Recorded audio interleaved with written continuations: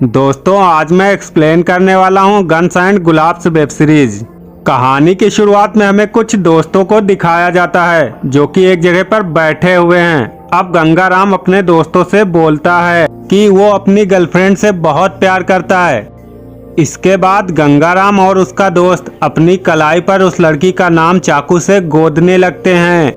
अब इन्हें बहुत ज्यादा दर्द होने लगता है, इसलिए ये लोग आधा नाम छोड़कर बोलते हैं आधा नाम कल लिखेंगे। इसके बाद गंगाराम के दोस्त वहां से चले जाते हैं। अब गंगाराम झाड़ियों में टॉयलेट करने जाता है तो वो देखता है एक आदमी के पीछे कुछ गुंडे पड़े हुए हैं। अब वो गुंडे उस आदमी को पकड़कर चाकुओं से गोद कर मार देते हैं। जब वो गुंडे वहां से चले जाते हैं तो गंगाराम उस आदमी के पास जाता है। इस आदमी का नाम बाबू टाइगर होता है। गंगाराम बाबू टाइगर की सिगरेट जलाकर उसके मुंह में लगाता है। अब बाबू टाइगर गंगाराम के कान में कुछ सीक्रेट बात कहता है। इसके बाद बाबू टाइगर सिगरेट पीता हुआ मर जाता है। अब गंगाराम यहाँ से भाग जाता है। अब अगले सीन में हमें बाबू टाइगर का घर दिखाया जाता है जहाँ पर सभी लोग रो रहे थे, लेकिन बाबू टाइगर का बेटा टीपू बिल्कुल भी नहीं रो रहा है क्योंकि उसे अपने बाप के मरने का जरा भी अफसोस नहीं है। अब अपने दोस्त के कहने पर टीपू रोने की एक्टिंग करता है। तभी वहां पर कांची नाम का एक आदमी आता है जो कि एक बहुत ही नामी आदमी है। ये आदमी अफीम का कारोबार करता है। इस इलाके में गांची की बहुत चलती है। बाबू टाइगर कांची का खास आदमी था।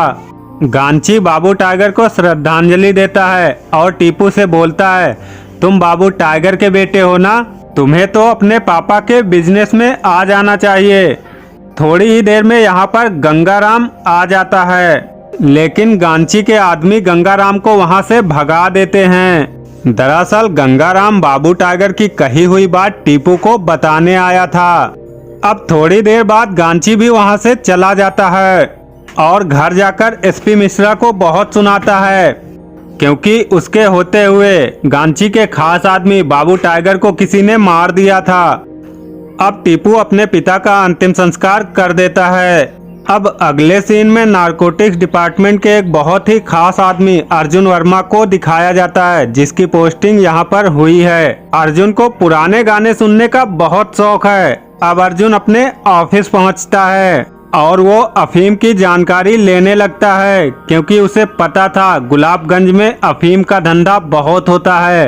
अब कुछ दिन बाद गांची से सुगंधु नाम का आदमी मिलने आता है जो कि गांची को अब तक की सबसे बड़ी डील 60 टन अफीम की डील के बारे में बताता है और बहुत ही खुफिया तरीके से गांची को धमकाता भी है। वो बोलता है अगर डिलीवरी एक दिन भी लेट हुई तो तुम्हारी जान भी जा सकती है क्योंकि ये डील ऊपर के बहुत ही पावरफुल लोग कर रहे हैं। गांजी अब इस डील को डन कर लेता है और टोकन मनी भी ले लेता है। अब हमें टीपू को दिखाया जाता है जो कि एक मैकेनिक है और वो किसी के गैराज में काम करता है। वो चाहता है कि वो खुद का एक गैराज खोले। तभी वहां पर लेखा नाम की एक लड़की अपनी फटफटी का पंचर ठीक कराने आती है, जिसके बाद हमें पता चलता है टीपू लेखा से बहुत प्यार करता है और लेखा भी टीपू को कहीं न कहीं भाव देती है। लेकिन टीपू लेखा से प्यार का इजहार करने से डरता है। टीपू का दोस्त टीपू से बोलता है कि लेखा के लिए तो काफी रिश्ते आ रहे हैं और अगर वो लेखा से अपने प्यार का इजहार नहीं करेगा तो लेखा की शादी किसी और से हो जाएगी और वो देखता रह जाएगा। टीपू का दोस्त उससे बोलता है कि वो एक लड़के को जानता है जो कि वो लेखा के लिए इंग्लिश में तुम्हारा लेटर लिख देगा जिससे कि लेखा तुमसे इम्प्रेस हो जाएगी। अब हमें स्कूल का सीन दिखाया जाता है जहाँ पर गंगा स्कूल में बैठा हुआ है। गंगाराम पढ़ाई में बहुत कमजोर है लेकिन उसका दोस्त लाल कृष्णा पढ़ाई में बहुत तेज है। अब उस क्लास में सना नाम की एक लड़की आती है जो कि बहुत खूबसूरत है और उसका हाल ही में एडमिशन हुआ है। अब अगले सीन में अर्जुन वर्मा अफीम की प्रोसेसिंग के बारे में जानकारी ले रहा होता है जो कि सरकार के लिए बनाई जा रही थी। तभी वहां पर एसपी मिश्रा आता है और अर्जुन से बातचीत करने लगता है। दरअसल मिश्रा यहाँ पर यह पता करने आया था कि अर्जुन एक ईमानदार या फिर करप्ट ऑफिसर है। अब मिश्रा को पता चल जाता है कि अर्जुन एक ईमानदार ऑफिसर है अब इधर लाल कृष्ण को दिखाते हैं, जो कि गंगाराम के कहने पर टीपू के लिए लेटर लिख रहा था, जिसके बदले में लाल कृष्ण को पैसे मिलेंगे और गंगाराम को कमीशन। इसके बाद गंगाराम लेटर लेकर टीपू के पास पहुंचता है। वो टाइगर की कही हुई बातों को टीपू को बताने ही वाला होता है, लेकिन टीपू एक्साइटमेंट में उसकी बात नहीं सुनता और लेटर पढ़ने लगता है। लेकिन टीपू को लेटर समझ नहीं आता क्योंकि वो इंग्लिश में लिखा था। गंगाराम टीपू से उसकी प्रेमिका का नाम लेटर में लिखने बोलता है। टीपू बोलता है उसकी गर्लफ्रेंड का नाम चंद्रलेखा है और वो प्यार से उसे लेखा बुलाता है। ये सुनकर गंगाराम शॉक हो जाता है क्योंकि वो वही चंद्रा थी जिसका नाम गंगाराम शुरुआत में अपने हाथ पर लिख रहा था। अब वो बोलता है कि मेरा दोस्त ही इस पर उसका नाम लिखेगा, नहीं तो वो समझ जाएगी कि ये किसी और ने लिखा है। अब गंगाराम वो लेटर लेकर स्कूल में जाता है और क्लास में सोचता है चंद्रलेखा सिर्फ उसकी है और उसके लिए वो कुछ भी करेगा। इधर गांजी अपने घर पर सोच रहा होता है कि वो इतनी सारी अफीम का जुगाड़ कहां से करेगा और उसके खास आदमी बाबू टाइगर को किसने मारा है। अब गांची का आदमी महेंद्र बताता है कि नौपेच के सबसे खास आदमी आत्माराम ने बाबू टाइगर को मारा है। आत्माराम के मारने का अलग ही स्टाइल है। काफी लोगों ने आत्माराम को मारने की भी कोशिश की, लेकिन हर बार आत्माराम किसी न किसी तरीके से बच जाता है। अब अगले दिन टीपू किसी तरीके से हिम्मत करके लेखा को लेटर दे देता है और भागकर वापस आ जाता है।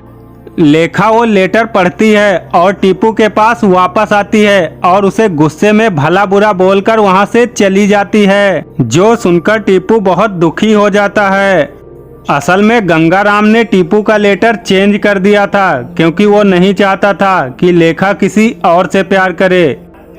अब अगले सीन में अर्जुन वर्मा की फैमिली को दिखाया जाता है, जो कि आपस में बातें कर रहे होते हैं।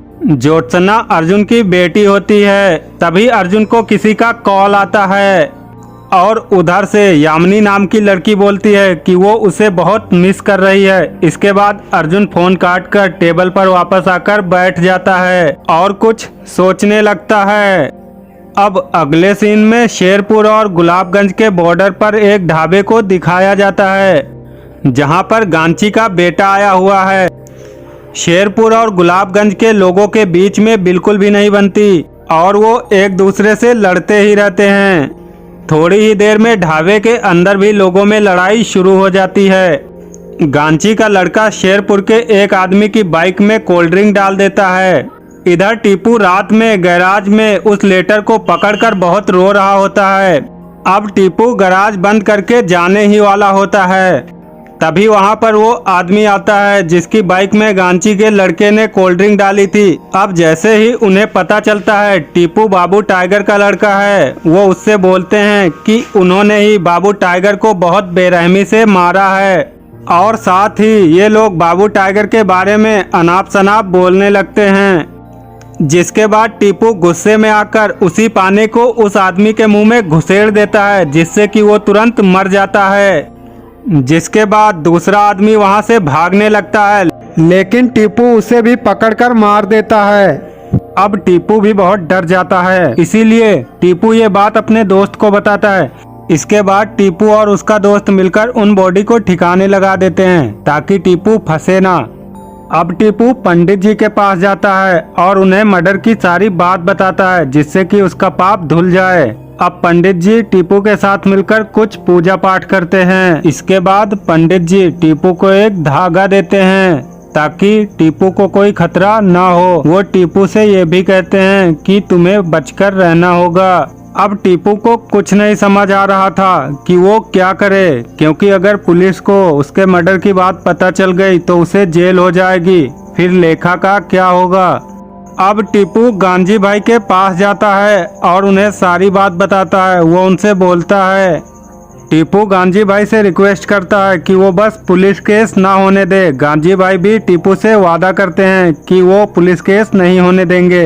अब टीपू काफी फेमस हो गया था क्योंकि उसने एक पाने से 2 आदमियों को मार दिया था, इसीलिए अब हर कोई टीपू को पाने वाला टीपू बुला रहा था। वहीं अब हम आत्माराम को देखते हैं, जिसे अब पता चल गया था कि उसके 2 आदमियों को टीपू ने मारा है। इसीलिए अब उसे किसी भी तरह टीपू चाहिए था। लेकिन टीपू अभी भी उसी सोच में था कि लेखा आखिर उस पर गुस्सा क्यों हो गई। टीपू अब समझ जाता है कि लेटर में ही कुछ न कुछ गड़बड़ है। इसके बाद वो वसंत के पास जाता है, जहाँ पर लाल कृष्ण भी था। लाल कृष्ण जब इस लेटर को पढ़ता है तो वो कहता है कि ये लेटर उसने नहीं लिखा। अब टीपू जब वसंत से पूछता है तो वसंत उसे सब कुछ सच बता देता है कि वो भी चंद्रलेखा से प्यार करता है, इसीलिए उसने लेटर बदल दिया था। अब टीपू लाल कृष्ण से फिर एक लेटर लिखाता है और ये लेटर वो चंद्रलेखा को दे देता है। लेखा जब ये लेटर पढ़ती है तो वो समझ जाती है कि टीपू उसके लिए क्या फील करता है। लेखा टीपू का प्रपोजल ठुकरा देती है, लेकिन इस बार टीपू को ज्यादा दुख नहीं होता क्योंकि उसे पता है उसका प्यार सच्चा है। अब इधर अर्जुन को दिखाया जाता है, जिसके घर पर बहुत सारे ब्लैंक कॉल आ रहे हैं। जब उसकी वाइफ कॉल उठाती है तो कोई भी बात नहीं करता, लेकिन जब अर्जुन कॉल उठाता है तो एक लड़की बोलती है वो उसे बहुत मिस कर रही है। अब अर्जुन उस लड़की से मिलने जाता है। उस लड़की का नाम यामिनी है। अर्जुन उस लड़की से पहले अफेयर में था, लेकिन यामिनी एक दिन अचानक से गायब हो गई थी। अब अर्जुन उससे पूछता है वो कहाँ गायब हो गई थी। अब यामिनी उसे एक नंबर देती है और उस पर कॉल करने के लिए बोलती है। अब जब अर्जुन वहाँ से जाने लगता है तो धीरा जाता है और वो बोलता है कि वो उसे कॉल जरूर करे, लेकिन अर्जुन उसे इग्नोर करके वहाँ से चला जाता है। अब अर्जुन की बेटी ज्योत्सना को दिखाया जाता है, जो कि उसी क्लास में पढ़ती है जिसमें कि लाल कृष्ण और बसंत वगैरह पढ़ते हैं। अब जब लाल कृष्ण ज्योत्सना को देखता है तो वो उसे बहुत पसंद आती है। अब गांजी भाई अर्जुन से मिलने आते हैं ताकि अर्जुन उनके साथ काम करने के लिए तैयार हो जाए, लेकिन अर्जुन उन्हें मना कर देता है। ये सुनने के बाद गांजी भाई काफी ज्यादा टेंशन में आ जाते हैं, क्योंकि उन्हें किसी भी तरह सुखातो को डील कंप्लीट करनी थी। अब वो घर पर बैठकर अपने बेटे जुगनू को डांट रहे होते हैं कि उसे भी बिजनेस की जिम्मेदारी लेनी चाहिए और अपने बिजनेस को आगे बढ़ाना चाहिए। यहाँ पर हमें पता चलता है कि जुगनू का एक फ्रेंड निर्मल है, जो कि शादी करना चाहता है। लेकिन जब जुगनू को ये बात पता चलती है तो उसे बहुत दुख होता है, क्योंकि वो नहीं चाहता है कि निर्मल शादी करे, लेकिन फिर भी निर्मल शादी कर लेता है। अब एक दिन जब गांजी भाई स्टेयर किट से ऊपर जा रहे होते हैं तो वो स्टेयर किट टूट जाती है और गांजी भाई काफी जोर से नीचे गिरते हैं, जिसके बाद वो कोमा में चले जाते हैं। अब सारा बिजनेस जुगनू को ही संभालना था, इसलिए जुगनू डिसाइड करता है कि वो कैसे भी करके ये डील कंप्लीट करवाएगा। टीपू और सुशील जब मूवी देखकर आ रहे होते हैं तभी वहाँ पर आत्माराम और उसके आदमी आ जाते हैं। आत्माराम को देखकर टीपू भागने लगता है। सुशील भी भाग रहा होता है, लेकिन आत्माराम सुशील को पकड़ लेता है। इसके बाद वो सुशील को जान से मार देता है और टीपू देखता रह जाता है। अगले दिन टीपू बहुत दुखी होता है, क्योंकि उसकी वजह से सुशील की मौत हो गई थी। अब वो डिसाइड करता है कि वो कुछ भी करके आत्माराम से अपने दोस्त की मौत का बदला लेगा और वो उसे सबक सिखाएगा। यहाँ पर सब लोग हैरान थे, क्योंकि उसे अपने दोस्त की मौत का बदला लेना था, अपने पापा की मौत का नहीं। इधर आत्माराम बहुत गुस्से में था, क्योंकि टीपू उसके हाथ से बच गया था। अब टीपू डिसाइड करता है कि उसे बदला लेने के लिए सबसे पहले गैंगस्टर बनना होगा, इसीलिए वो जुगनू से मिलता है। वो जुगनू से बोलता है कि वो उसका हर काम करेगा, लेकिन उसे उसकी दोस्त की मौत का बदला लेने में उसकी मदद करनी होगी। अब जुगनू टीपू को हाँ कह देता है और वो टीपू को हॉस्पिटल में रुकने की जिम्मेदारी देता है, क्योंकि वहाँ पर गांजी भाई थे और उनकी सिक्योरिटी की जिम्मेदारी अब टीपू की थी। टीपू इसके लिए मान जाता है और हॉस्पिटल में जाकर बैठ जाता है। तभी वहाँ पर लेखा आती है, क्योंकि लेखा के पिता की तबीयत भी खराब थी। लेखा को भी पता चल गया था कि टीपू ने 2 आदमियों को पाने से मारा है और टीपू के दोस्त की जान भी चली गई। इसीलिए लेखा बहुत खुश थी, क्योंकि टीपू ने 2 आदमियों को पाने से मारा था और साथ ही टीपू के दोस्त की मौत के लिए दुखी भी थी। अब लेखा थोड़ी थोड़ी टीपू से इम्प्रेस हो रही थी, इसीलिए टीपू भी बहुत खुश था।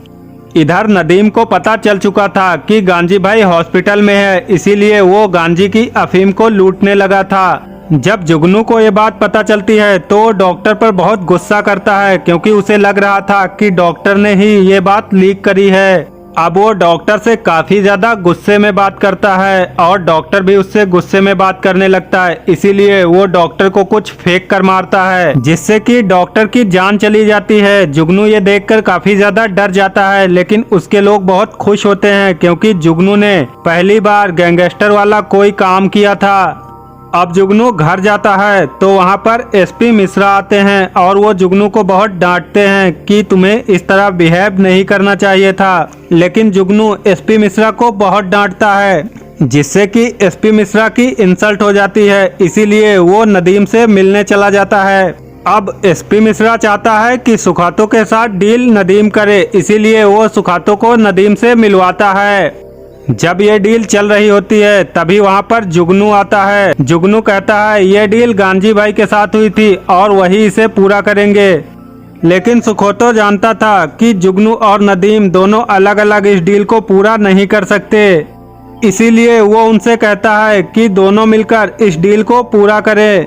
लेकिन दोनों ग्रुप में इतनी ज्यादा दुश्मनी थी कि वो कुछ भी साथ नहीं करना चाहते थे। अब सुखोतो कहता है जो भी उसके पास माल लाएगा वो उसके साथ डील फाइनल कर देगा। अब अर्जुन को दिखाया जाता है जो कि कहीं जा रहा होता है, तभी उसके पास धीरज का कॉल आता है और वो बोलता है कि उसने अभी तक उसे कॉल नहीं किया। एक बार फिर उसे इग्नोर कर रहा था, लेकिन वो बोलता है कि उसके प्राइवेट फोटोग्राफ उसकी वाइफ तक पहुंच जाएंगे। अब अर्जुन घर पहुंचता है, उसकी वाइफ वो फोटोग्राफ देखने ही वाली थी कि वो उससे लेकर उन्हें जला देता है। अब अर्जुन दिल्ली जाकर एक कैदी से मिलता है जिसका नाम प्रताप होता है। यहाँ पर हमें उनकी बातों से पता चलता है कि अर्जुन ने कुछ साल पहले एक केस इन्वेस्टिगेशन किया था जिसमें काफी बड़े बड़े लोग शामिल थे। ये एक स्कैम था, इसीलिए अर्जुन पर काफी प्रेशर डालकर सारा इल्जाम प्रताप पर डाल दिया गया। तब प्रताप एक आईएएस ऑफिसर था। प्रताप अर्जुन पर बहुत ज्यादा गुस्सा है, क्योंकि उसकी वजह से उसकी फैमिली उससे दूर हो गई। साथ ही प्रताप ने ही सारी रेपुटेशन के लिए यामिनी को भेजा था। वो चाहता है कि अर्जुन की फैमिली भी उससे दूर हो जाए, इसीलिए उसने अर्जुन और यामिनी के फोटोग्राफ मधु को भेजे थे। अर्जुन प्रताप से रिक्वेस्ट करता है कि जो भी हुआ वो उसे भूल जाए, लेकिन प्रताप भूलने के लिए तैयार नहीं था। इसीलिए अर्जुन उसके साथ एक डील फाइनल करता है, क्योंकि अर्जुन किसी भी हालत में अपने परिवार को खोना नहीं चाहता है। अब प्रताप उसे बहुत बड़ी अमाउंट बोलता है जो कि अर्जुन के बस में नहीं था। अब अर्जुन यामिनी के पास आता है और वो उससे कहता है कि उसे इस तरह से बिहेव नहीं करना चाहिए था, क्योंकि अर्जुन ने यामिनी पर ट्रस्ट किया था। लेकिन यामिनी कहती है कि वो भी उसे पसंद करती है, लेकिन वो प्रताप के लिए कुछ भी कर सकती है, क्योंकि प्रताप उसका मुंह बोला भाई है। प्रताप उससे कहता है अगर उसे उसके लिए कुछ करना होगा तो वो उन फोटोज की निगेटिव लेकर आए, लेकिन यामिनी उसे मना कर देती है। अब अर्जुन वहां से चला जाता है। अब अर्जुन को कुछ भी करके पैसों का बंदोबस्त करना ही था, इसीलिए वो गांजी और नदीम के अड्डों पर छापा मारता है और उनकी अफीम जब्त कर लेता है। इसके बाद वो सारे माल को गोडाउन में रख देता है। यहाँ पर सबको ऐसा लग रहा था कि वो ये सब सरकार के लिए कर रहा होगा, क्योंकि वो एक ईमानदार ऑफिसर है। लेकिन अर्जुन उस माल की रिपोर्ट नहीं दे रहा था। ये देखकर उसके कलीग समझ जाते हैं कि ये कुछ गड़बड़ करने वाला है। अब अर्जुन अपने एक कलीग को सारा सच बता देता है। अब वो कलीग भी अर्जुन की मदद करने के लिए तैयार हो जाता है। अब जब जुगनू को ये बात पता चलती है कि अर्जुन ने उसके बहुत से ठिकानों पर छापे मारे हैं, तो वो बहुत ज्यादा गुस्सा हो जाता है, क्योंकि उसे किसी भी हालत में सुखातो को डील कंप्लीट करनी थी। अब वो अपने आदमियों को ऑर्डर देता है कि सभी किसानों से जबरदस्ती अफीम ले लो। अब जुगनू के आदमी वैसा ही करते हैं। वो लोग लेखा के पापा से भी अफीम ले लेते हैं। लेखा के पापा का गवर्नमेंट के साथ कॉन्ट्रैक्ट था, अगर उन्होंने गवर्नमेंट को अफीम नहीं दी तो उनका लाइसेंस कैंसिल हो जाएगा। लेखा के पिता ये बात लेखा को बताते हैं और लेखा इसके बाद टीपू पर बहुत गुस्सा हो जाती है। लेखा को लगता है कि टीपू भी इन सब में शामिल है, लेकिन टीपू उसे समझाता है कि उसे कुछ भी पता नहीं। अब वो लेखा की मदद करने के लिए डिसाइड करता है कि वो 5 किलो अफीम चुरा कर लाएगा, जिससे कि लेखा के पापा का लाइसेंस बच जाए। इधर अर्जुन सुखांतो से मिलता है। सुखांतो भी जानता था कि नदीम और जुगनू दोनों ही उसकी डील फाइनल नहीं कर सकते, इसीलिए वो अर्जुन के साथ डील फिक्स कर देता है। अब टीपू अपने बंटी नाम के फ्रेंड के साथ उसी फैक्ट्री में जाता है जहां पर सारी अफीम रखी हुई थी।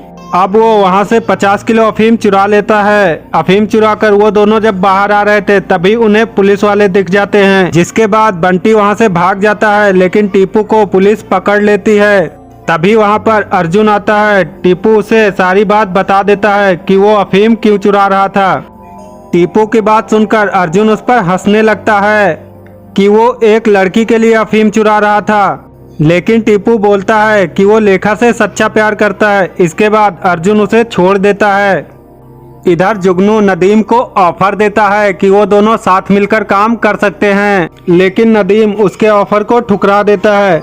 नदीम आत्माराम से गांजी को मारने के लिए बोलता है। अब आत्माराम जब गांजी को मारने के लिए आता है तो वहाँ पर टीपू और उसके फ्रेंड होते हैं, जिसके बाद टीपू और उसका दोस्त समझ जाते हैं कि आत्माराम आया हुआ है। टीपू को आत्माराम से अपनी दोस्त की मौत का बदला लेना था, इसीलिए वो उससे लड़ने लगता है। लेकिन आत्माराम इतनी आसानी से मरने वाला नहीं था। लोग कहते थे कि उसे 7 जन्मों का वरदान है, मतलब 7 बार वो मरकर जिंदा होने वाला था।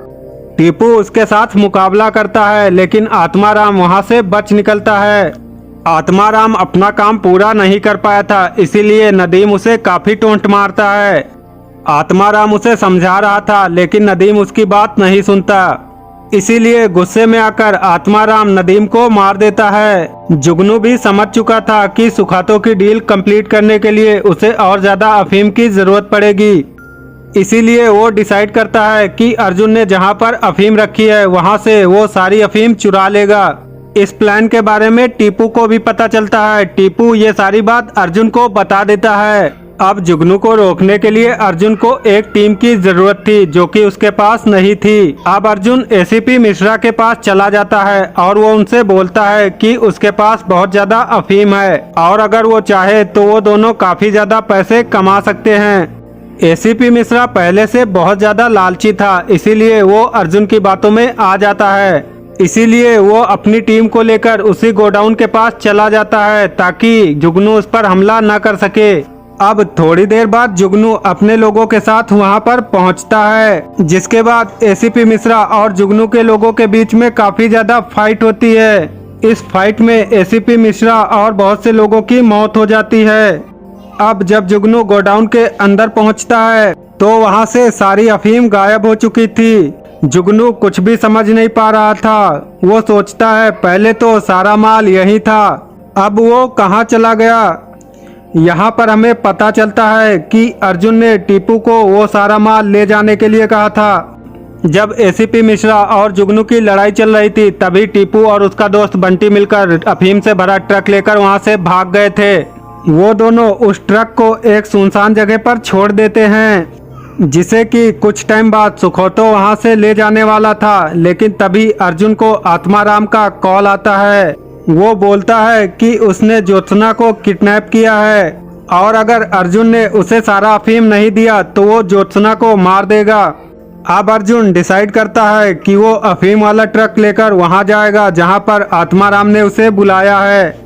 यहाँ पर हमें पता चलता है कि जब आत्माराम ज्योत्सना को किडनैप कर रहा था तो लाल कृष्ण उसे रोकने की कोशिश करता है, इसीलिए वो उसे भी किडनैप कर लेते हैं। जिन्हें किडनैप होता हुआ उनके दोस्त गंगाराम और वसंत देख लेते हैं। वो ये बात लेखा को बताते हैं और लेखा भी उनका पीछा करने लगती है। जहाँ पर आत्माराम ने लाल कृष्ण और ज्योत्सना को रखा था वहाँ पर लेखा और वसंत भी पहुँच जाते हैं। वसंत बताता है कि उसके पास गन है, लेकिन लेखा बोलती है ये लोग गैंगस्टर हैं और वो उनके साथ नहीं लड़ सकते, इसीलिए वो वसंत को चुप रहने के लिए बोलती है ताकि मौका मिलते ही वो उन दोनों को छुड़ा सके। चूँकि गंगाराम साइकिल से उनका पीछा कर रहा था इसीलिए वो काफी पीछे छूट गया था।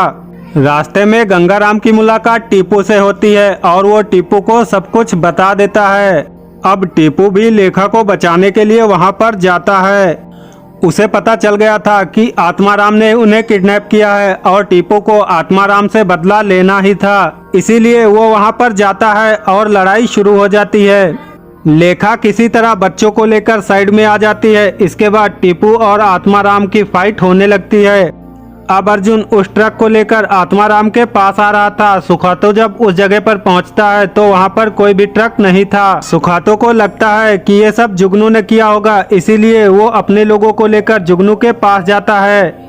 तो जुगनू भी वहां अपने आदमियों के साथ तैयार था। इसके बाद उनमें फाइट शुरू हो जाती है जिससे सारे लोग मारे जाते हैं, लेकिन जुगनू बच जाता है। जुगनू देखता है कि निर्मल की भी मौत हो चुकी है, इसीलिए वो काफी ज्यादा दुखी हो जाता है क्योंकि वो निर्मल से प्यार करता था। अर्जुन को समझ नहीं आ रहा था कि आत्माराम को ये अफीम क्यों चाहिए। तब उसे याद आता है कि उसका बड़ा दुश्मन कौन है। क्योंकि प्रताप तो जेल में था, इसीलिए ये काम धीरज ही कर सकता था और अर्जुन ने जैसा सोचा वही था। वहाँ पर धीरज था और उसे ही वो सारा माल चाहिए था। अब धीरज और अर्जुन के बीच में फाइट शुरू हो जाती है। उधर आत्माराम और टीपू की फाइट चल रही थी। टीपू बहुत मुश्किल से आत्माराम को मार देता है, लेकिन आत्माराम अभी भी मरा नहीं था। तभी वहाँ पर वसंत आता है और वो टीपू को एक गन देता है। ये गन टीपू के पापा टाइगर की थी। उन्होंने मरते वक्त वसंत से यही कहा था कि ये गन वो टीपू को दे दे। अब टीपू अपने पापा की गन से आत्माराम को मार देता है। इधर अर्जुन भी धीरज को मार देता है, लेकिन जुगनू काफी ज्यादा दुखी था क्योंकि निर्मल की मौत हो चुकी थी। जिसके बाद वो अपने पापा के पास लड़की बनकर जाता है। जिसके बाद हमें ये पता चलता है कि वो एक लड़की था, लेकिन उसके पापा ये कभी समझ नहीं पाए क्योंकि उन्हें एक लड़का चाहिए था। जुगनू अपने पापा से कहता है कि वो उनके खानदान का नाम रोशन करेगा, लेकिन वो लड़का बनकर नहीं, लड़की बनकर। इसके बाद वो अपने पापा के मुंह से ऑक्सीजन मास्क हटा देता है, जिससे गांजी भाई की भी मौत हो जाती है। इधर टीपू ने अपना बदला ले लिया था और लेखा भी उसे मिल गई थी। इधर अर्जुन भी प्रताप को कॉल करता है और वो उससे बोलता है कि उसे जो करना है वो करे।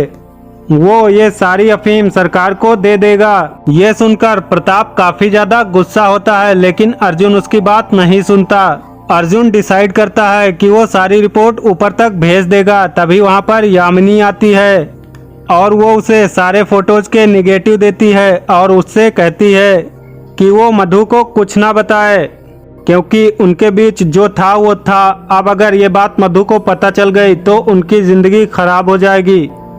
उनके बीच जो भी था वो उसे भूलकर आगे बढ़ने के लिए कहती है और यहीं पर ये सीरीज खत्म हो जाती है। अगर आपको यह स्टोरी अच्छी लगी है तो चैनल को सब्सक्राइब करें, वीडियो को लाइक करें और कमेंट करें।